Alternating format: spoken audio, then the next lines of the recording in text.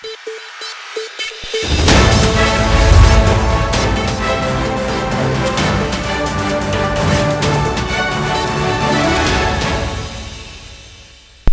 రాజధాని ఢిల్లీ అసెంబ్లీ ఎన్నికల ఫలితాలు వెలువడి రోజులు గడుస్తున్నా ముఖ్యమంత్రి ఎవరనే దానిపై సస్పెన్స్ కొనసాగుతూనే ఉంది. ఈ క్రమంలోనే సీఎం ప్రమాణ స్వీకారం ఫిబ్రవరి 19, 20 తేదీల్లో ఉండనున్నట్లు పార్టీ వర్గాలు తెలిపాయి. ఢిల్లీ ముఖ్యమంత్రి అభ్యర్థి రేసులో పలువురు పేర్లు వినిపిస్తూ ఉన్నాయి. ముఖ్యంగా మాజీ సీఎం కేజ్రీవాల్ను ఓడించిన పర్వేష్ వర్మ ముందంజలో ఉన్నారు. ఆయనతో పాటు సతీష్ ఉపాధ్యాయ్, విజయేందర్ గుప్తా, ఆశిష్ చూత్, పవన్ శర్మ వంటి పలువురు నేతల పేర్లు ప్రచారంలో ఉన్నాయి. పూర్వాంచల్ నేపథ్యం కలిగిన ఎమ్మెల్యే, సిక్కు లేదా మహిళను సైతం పరిగణలోకి తీసుకునే అవకాశం ఉండవచ్చునని పార్టీ వర్గాలు కూడా పేర్కొన్నాయి. ఇదే అంశానికి సంబంధించిన విశ్లేషణ ఉప్పాల్ లక్ష్మణ్ గారు అందిస్తారు. లక్ష్మణ్ గారు, ఇవాళ మోడీ తిరిగి వచ్చేస్తూ ఉన్నారు. అంటే ఇప్పుడు 17, 18 బీజేపీ సమావేశం కూడా ఢిల్లీలో ఉన్నట్లు తెలుస్తోంది. అంటే ఇంతకీ సీఎం ఎవరు అయి ఉండవచ్చు అన్న దాని మీద సస్పెన్స్ ఇంకా వేడట్లేదండి. పర్వేష్ శర్మని పరిశీలిస్తున్నారు అని చెప్పినా కూడా ఇంకా ఎక్కడో డౌట్ ఉన్నట్టే అనిపిస్తోంది. ఎందుకంటే బీజేపీ స్ట్రాటజీస్ చాలా డిఫరెంట్గా ఉన్నాయి. మనం చాలా స్టేట్స్లో ఆయన నిల్చోపెట్టిన ముఖ్యమంత్రి వాళ్ళ కులాలను కానీ వాళ్ళ అన్ని బేసెస్ చేసుకొని చాలా క్యాలిక్యులేటివ్గా మోదీ ఎంపిక చేసుకుంటున్నట్లు తెలుస్తోంది. మరి ఈ విషయంలో ఎలా ముందుకెళ్లే అవకాశం కనిపిస్తోందండి? మంచి మెజారిటీ ఇచ్చారు అక్కడ ఢిల్లీ ప్రజలు. కాకపోతే ఏంటంటే ఇవన్నీ చెప్పినా కూడా పార్టీలో కూడా ఆశించే వాళ్ళు ఉంటారు. ఇప్పుడు నేను కేజ్రీవాల్నే ఓడించాను కాబట్టి నాకు ఎందుకు ఇవ్వకూడదు అని చెప్పి ఓడించిన ఆయన అడుగుతారు. లేదు, నేను గ్రూప్ ఆఫ్ పీపుల్ని తీసుకొచ్చాను, గెలిపించాను. అక్కడ జాట్ల అనే వాళ్ళు చాలా మంది గెలిచారనమాట. అది ఆ ప్రభావం పక్కన హర్యానాలో ఉంటుంది.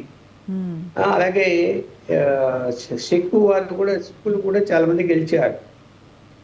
ఇక్కడ ఏంటంటే ఒక మహిళను అడ్డట్టు బలహీన వర్గాలకు సంబంధించినటువంటి మహిళను తీసుకురావాలనేటువంటి ఆలోచనలో ఉన్నట్టు వార్తలు వస్తున్నాయి. ఎక్కువగా అవకాశం వాళ్ళకి ఉంది. ఎందుకంటే గతంలో మహిళా కాంగ్రెస్ పార్టీ శీలా దీక్షిత్ పరిపాలన చాలా శబాష్ అనిపించు మంచి పేరు కూడా ఒకసారి కేజ్రీవాల్ వచ్చిన తర్వాత సరే మొదటి 5 సంవత్సరాల కంటే తర్వాత 5 సంవత్సరాలు విపరీతంగా అవినీతి, తర్వాత అతను ఏమేమి చేయాలని అన్ని చేశాడు. మళ్ళీ ఒక మహిళను తీసుకొస్తే కనుక ఢిల్లీలో బాగుంటుంది అనేటువంటి ఆలోచనలో ఉన్నారు అన్నది వార్తలు ఉన్నాయి. ఒత్తిడి కూడా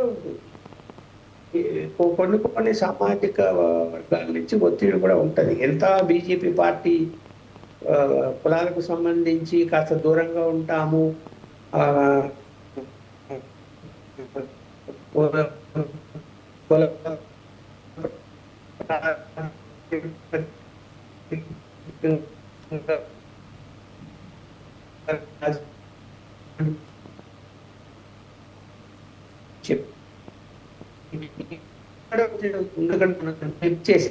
అందువల్ల నిర్ణయం తీసుకుంటారు. ఏది నిర్ణయం తీసుకోవాలి కూడా అక్కడ ప్రధానంగా అమిత్ షా, మోడీ గారు వాళ్ళిద్దరు కూర్చొని ఫైనలైజ్ చేయాల్సిందే. కానీ ఇంకా ఎవరైనా ఊరికే సలహాలు ఇచ్చే వాళ్ళు ఏమన్నా, ఈవెన్ అధ్యక్షుడు నడ్డా గారు కూడా సలహా ఇచ్చేవారేమో తప్ప ఫైనల్ డెసిషన్ అనేది వాళ్ళిద్దరి నుంచే వస్తుంది అన్నది బీజేపీ వర్గాలు చెప్తున్నారు. అంటే ఎటువంటి అంశాలు పరిగణలోకి తీసుకునే అవకాశం కనిపిస్తోంది లక్ష్మణ్ గారు?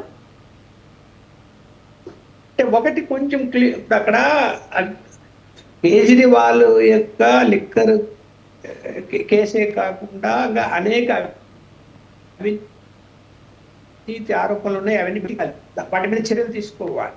అలాగే ఆ టీం ఏదైతే వస్తుందో ఇప్పుడు ప్రత్యేకించి ముఖ్యమంత్రి ఏమాత్రం కూడా మచ్చలేని మనిషి కావాలి. లేకపోతే ఏమైపోతుంది, జలుబు కేజ్రీవాల్ తిట్టారు, అవినీతి పడన్నారు. ఇప్పుడు చూసావా 8 కేసులు ఉన్నాయి, లేకపోతే 8 ఈడీ కేసులు ఉన్నాయి, లేకపోతే ఇన్కమ్ ట్యాక్స్ రైళ్లు ఉన్నాయి.